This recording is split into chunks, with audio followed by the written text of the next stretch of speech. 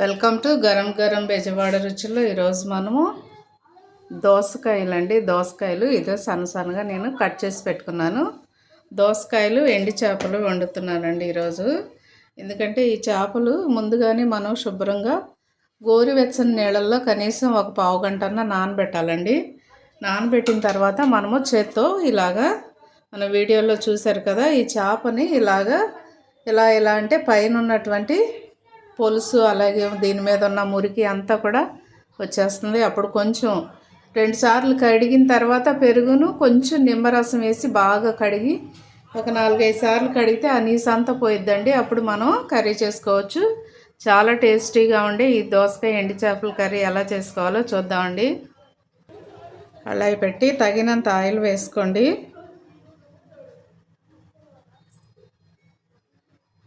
మనము ఇప్పుడు చేప ముక్కలు వేయించడానికి వేసానండి నేను. ఆయిల్ హీట్ ఎక్కిన తర్వాత ఒక్కొక్క చేప పీసు దీనిలో వేసేసుకోండి. ఇవి చక్కగా డీప్ ఫ్రై అయిన తర్వాత అప్పుడు మనం తీసుకోవచ్చు. సో ఈ చేప అంతా కూడా వేయించానండి నేను, కానీ కొంచెం విడిపోయింది ముక్క. అంటే కొంచెం చేప ఇలా విడిపోయింది, ముక్కగా లేదు. చూడండి, ఇలా కొంచెం ఎర్రగా వేగితే చాలండి. ఇప్పుడు దీనిలో నేను సన్నగా కట్ చేసి పెట్టుకున్న ఒక ఉల్లిపాయ, పెద్దదండి ఉల్లిపాయ వేస్తున్నాను. చిన్నవి అయితే 2 వేసుకోండి.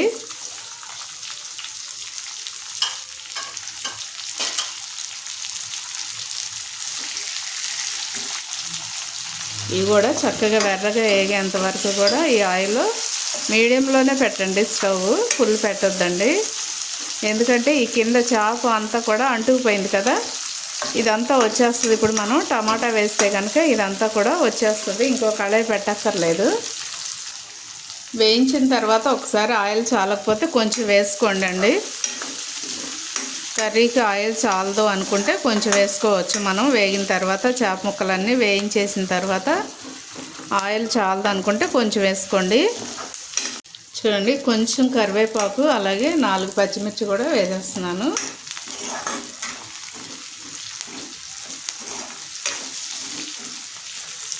పచ్చిమిరపకాయలు వేసుకుంటే ఈ కర్రీ చాలా టేస్ట్గా ఉంటుందండి. దోసకాయలో పచ్చిమిర్చి వేసుకోవాలి, కొంచెం ఎక్కువే వేసుకుంటే చాలా బాగుంటుంది. రైస్లోకి సూపర్గా ఉంటుందండి ఈ కర్రీ.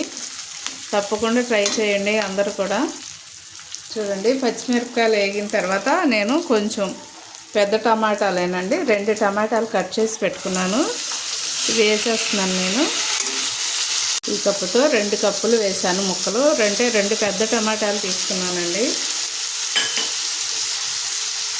ఇవి కూడా బాగా ఆయిల్లో మగ్గనివ్వాలండి. కూర ఎంత ఆయిల్లో మగ్గితే అంత టేస్ట్ బాగుంటుందండి. ఏ కూర అయినా కూడా ఆయిల్లో మగ్గాలి.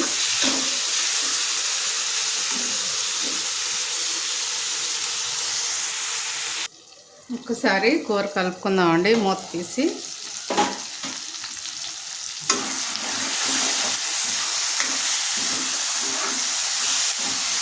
సో ఇప్పుడు మనము సాల్ట్ వేసుకుంటున్నాం. ఇప్పుడు సాల్ట్ వేస్తున్నానండి, 1 స్పూను. చూసి వేసుకోండి సాల్ట్. అలాగే పసుపు కూడా వేస్తున్నానండి.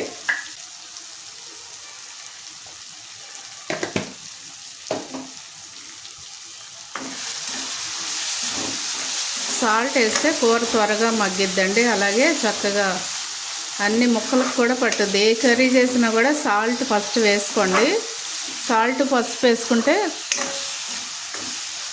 చాలా కూరకు బాగా పట్టిద్దండి సాల్ట్. అప్పుడు కూర కూడా టేస్ట్గా ఉంటుంది. మధ్యలో కానీ లాస్ట్లో కానీ వేసామనుకోండి ఆ కూర టేస్ట్ ఉండదండి. ఇప్పుడు దోసకాయ ముక్కలు వేస్తున్నానండి. సన్నగా కట్ చేసి పెట్టుకున్న దోసకాయ ముక్కలు వేసేస్తున్నాను.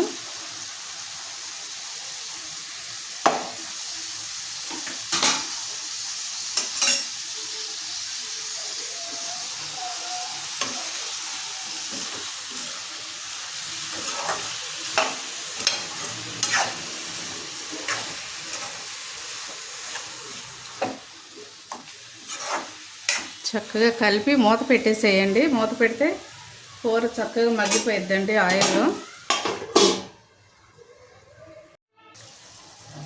నేను కారం వేస్తున్నానండి. చక్కగా దోసకాయ కూడా మగ్గిపోయింది కదా, కారం వేస్తున్నాను.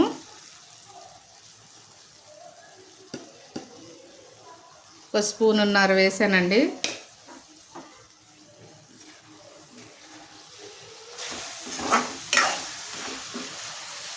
కారం వేసిన తర్వాత ఒక 2 నిమిషాలు మనం ఇలాగే ఆయిల్లో మగ్గిచ్చేసి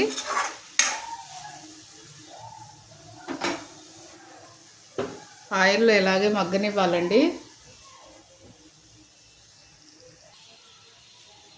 దీనిలో కూడా ముందుగా మనం వేయించి పెట్టుకున్న చేప ముక్కలు కూడా వేసేసుకుందాము.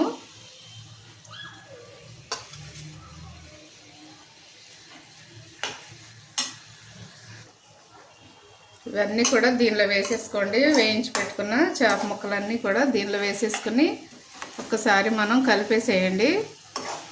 స్లోగా కలపండి, ఎందుకంటే ఈ ముక్క విడిపోతుందండి బాగా. కొన్ని చేప ముక్కలు త్వరగా విడిపోతాయి, కొన్ని గట్టిగా ఉంటాయి కదండి. చూసి మీరు జాగ్రత్తగా చేయండి విడిపోకుండా. ఇప్పుడు మనం కొంచెం దీనిలో వాటర్ వేసుకోవాలండి. నేను కొంచెం వాటర్ వేస్తున్నాను, ఎందుకంటే ఈ చేప ముక్కను అలాగే దోసకాయ ముక్క కూడా ఉడకాలి కదండి.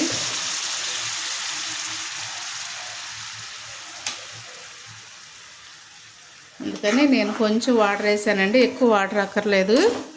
ఎందుకంటే ఆయిల్లో త్వరగా వేగే ఉన్నాయి కాబట్టి త్వరగా ఉడికిపోతాయి.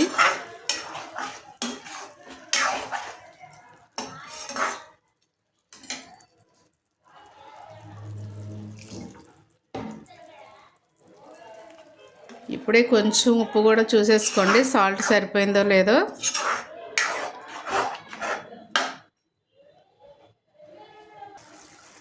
దీనిలో కొంచెం సాల్ట్ కూడా తక్కువైందండి, సాల్ట్ వేస్తున్నాను నేను.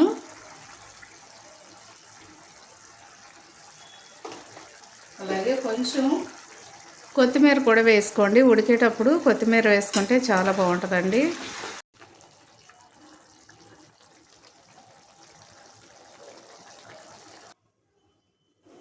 ఒకసారి కూర మూత తీసి చూద్దామండి ఎలా ఉందో. చూడండి అంత కలర్ఫుల్గా చాలా బాగుంది. టేస్ట్ కూడా చాలా బాగుంటుందండి. తప్పకుండా మీరు ట్రై చేయండి. కొంచెం నేను కొత్తిమీర వేస్తున్నానండి.